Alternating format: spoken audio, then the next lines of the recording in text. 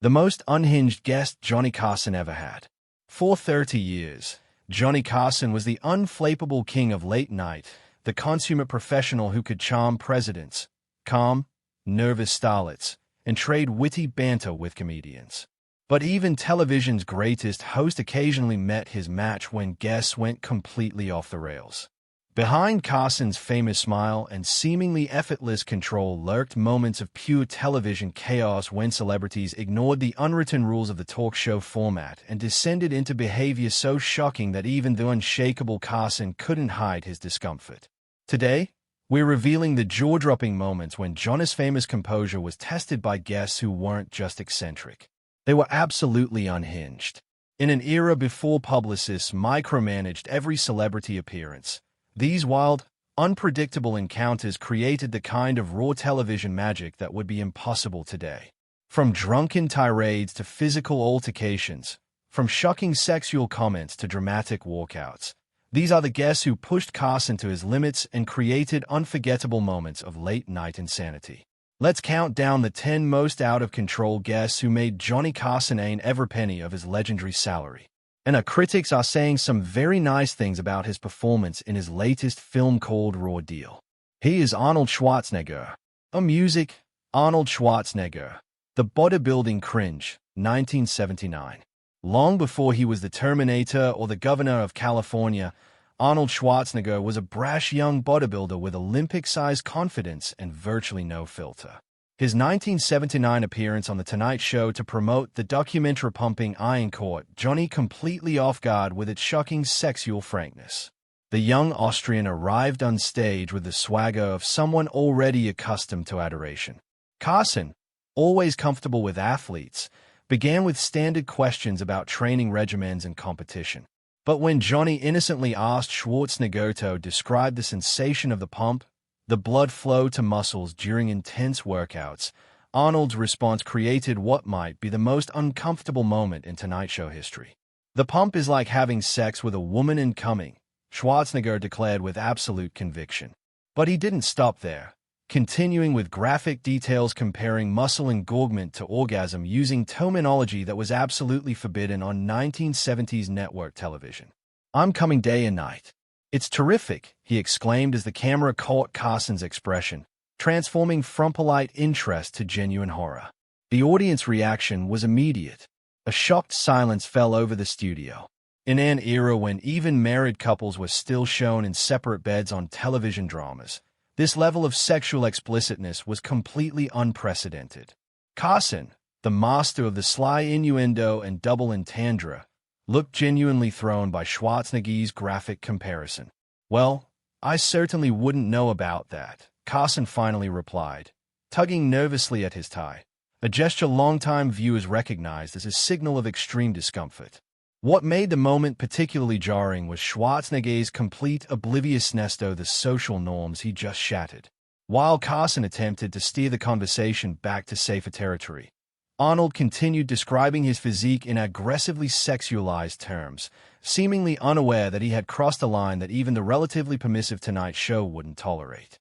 Behind the scenes, producers were frantically signaling Carson to wrap up the segment. According to longtime Tonight Show writer Raymond Smith, the control booth was in total panic mode. The phone started ringing with network executives demanding to know what the hell was happening. Carson, ever the professional, managed to redirect the conversation toward Schwarzenegger's competitive achievements. But the damage was done. When the segment finally ended, Carson reportedly turned to Ed McMahon during the commercial break and said, "I think we just got pumped in a way the FCC isn't going to appreciate."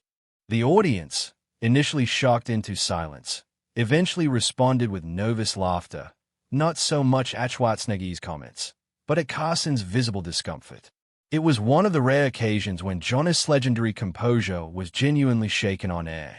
What's remarkable about this appearance is that it didn't derail Schwarzenegger's budding entertainment career.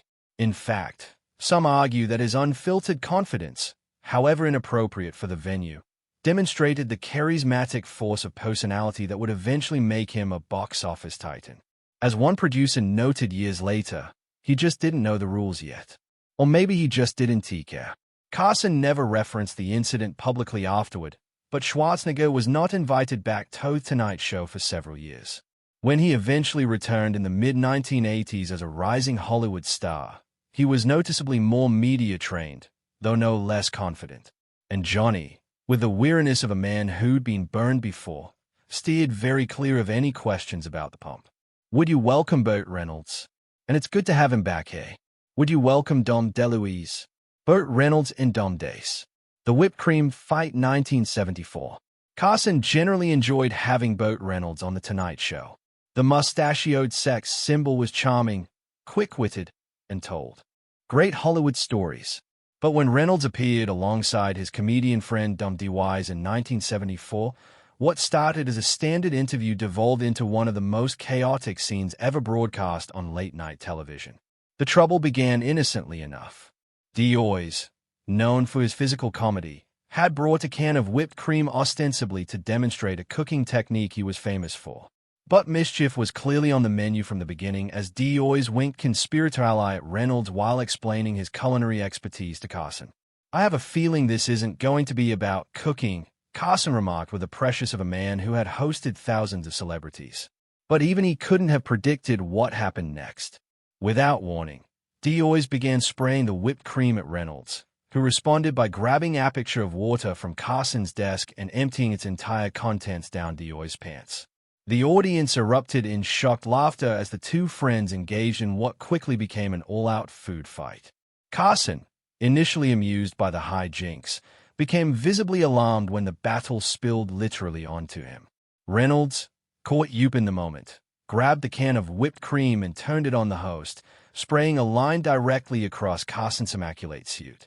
"That's a $500 suit," Carson exclaimed, a rare moment of genuine irritation breaking through his professional demeanor.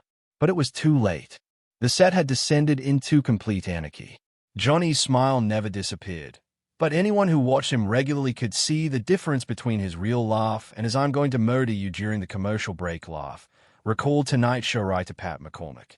This was definitely the latter.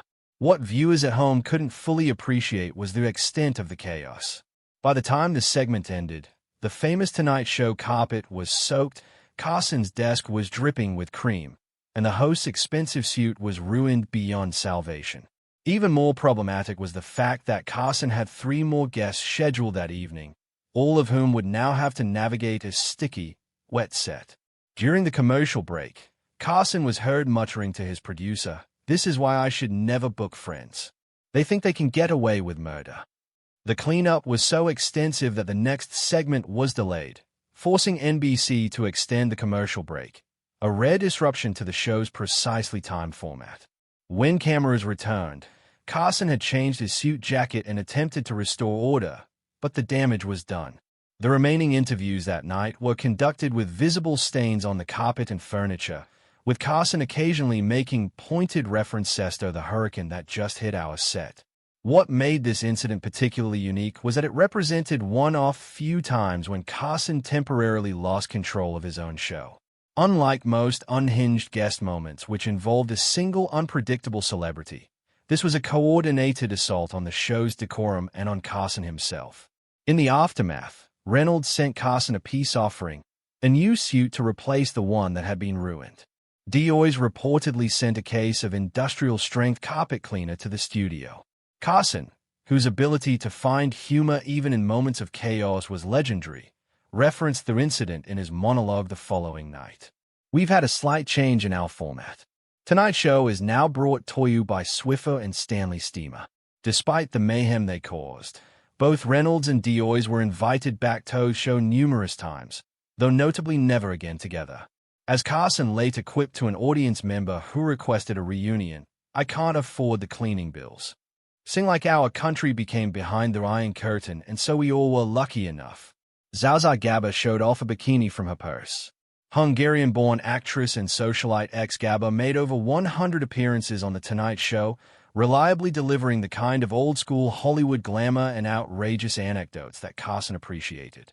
But even Johnny was left speechless during a notorious 1979 appearance when Gabba decided to share not just stories but actual evidence of a colorful romantic history. The segment began typically enough with Gaba entering in a cloud of perfume and Faze calling Carson darling in her trademark Hungarian accent and settling in for what viewers expected would be her usual tales of divorces and diamonds. Gaba had been married 8 times by this point and was never shy about discussing her conquests. About 5 minutes into their interview, Carson innocently asked about her recent vacation to the south of France. What happened next left even then flappable host momentarily stunned. Gaba suddenly reached into her purse and triumphantly pulled out a skimpy gold bikini. "This Johnny Dolink is what I was wearing when I met my 4th husband on the beach at Cannes," she announced to the visibly startled Carson. "Or was it my 5th? No matter." The audience erupted in surprised laughter as Gaba held up the barely there swimwear for the cameras. Carson, reaching for his water glass, managed a week that's certainly compact, but Gaba was just warming up. Still holding the bikini, she launched into a detailed account of the sexual escapade that followed her beach encounter, describing how her future husband had been unable to resist her in this particular swimsuit. "The minute he saw me in this Johnny, he followed me to my hotel and knocked on my door. And let me tell you, Dink, he did not come to borrow sugar," Gaba declared with a suggestive flutter of her eyelashes. As the audience howled, Carson attempted to steer the conversation back to safer territory, but Gaba was unstoppable. She proceeded to name several famous men who had supposedly also appreciated her in the gold bikini, including some who were very much married at the time of her alleged encounters with them. The network censor was having a coronary in the booth. Remember Tonight Show associate producer Michael Sloan? "We had no delay button back then. Whatever Zazia said went straight to millions of American homes." Carson, whose interviewing style typically encouraged celebrities to be candid, found himself in the unusual position of trying to whine in a guest. "Zuza, I think some of these gentlemen might prefer these stories remain private," he suggested gently. Gaba swatted away his concern with a bejeweled hand. "Privacy is for ugly people, Dink. When you look like Zaza, you want the world to know." The incident became even more surreal when Gaba insisted that Carson hold the bikini top against his chest, creating an image that would be replayed in Tonight Show highlight reels for decades to come. Carson, trapped between maintaining his dignity and keeping this segment entertaining, reluctantly complied. His expression a complex mixture of amusement and mortification. What made Gaba such a uniquely unhinged guest was her complete immunity to embarrassment or social boundaries. Unlike other out-of-control celebrities who were affected by substances or anger, Gaba was simply uninhibited by conventional limits that governed television appearances in that era. She didn't care about filters or formats, recalled Tonight Show writer Raymond Smith. Zaza operated entirely on her own frequency.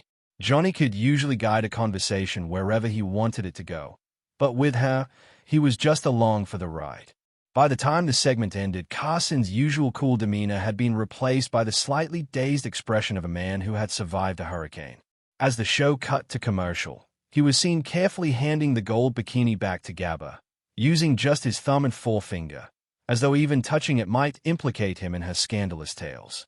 The following day, Carson reportedly received several angry phone calls from famous men mentioned in Gaba's stories.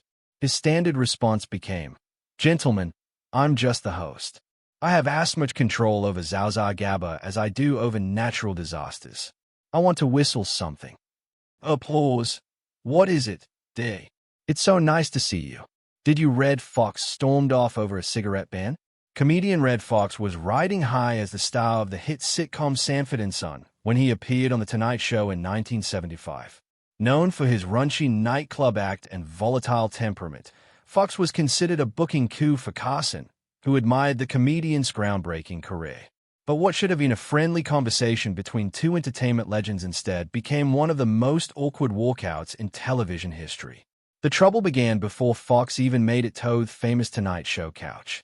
A chain smoker who was rarely seen without a cigarette, Fox arrived backstage and was informed by a production assistant about NBC's recently implemented no-smoking policy on the set. The comedian's reaction was immediate and explosive. "No smoke, no joke," Fox reportedly declared loud enough that Carson waiting in set could hear the commotion from behind the curtain. Tonight, show producer Frederick Diodova attempted to defuse the situation, explaining that the policy was network-mandated and not up for negotiation. Witnesses described Fox becoming increasingly agitated, pacing backstage and muttering about disrespect while the commercial break that would precede his introduction continued. What viewers saw when the program returned was Carson introducing Fox with his typical warm enthusiasm. The comedian walked out, shook Carson's hand perfunctorily, and took his seat. But television. Audiences immediately sensed something was wrong. Fox's body language was tense, and instead of engaging with Carson's first question about his hit show, he immediately addressed